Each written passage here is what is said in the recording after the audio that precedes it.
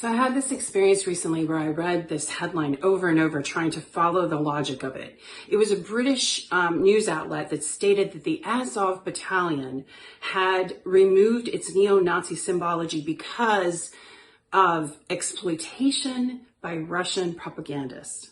That's right. The neo-Nazis were being exploited by Russian propagandists. So as absurd as that sounds, and it did make the rounds on Twitter for its absurdity, the acrobatics that journalist displayed, putting that headline, really illustrated the logic behind this proxy war that America and NATO are fighting against Russia using Ukraine. In other words, some of the legacy papers like New York Times and those stenographers for the Western Empire were quite upset with seeing the Nazi symbology as they're trying to sell this war, right? Getting people to virtue signal that yellow and blue. And the neo-Nazi image, it's not so great, right? So it had nothing to do with the fact that the Azov battalion, which was formed in 2014 during the coup and dawn and trained by Western forces, engaged in kidnapping and murder and war crimes, and according to the Russian government, is a terrorist organization that believes in the ideology of neo-Nazism, even with being shown with pictures of Stephen Bandera, who was a Nazi,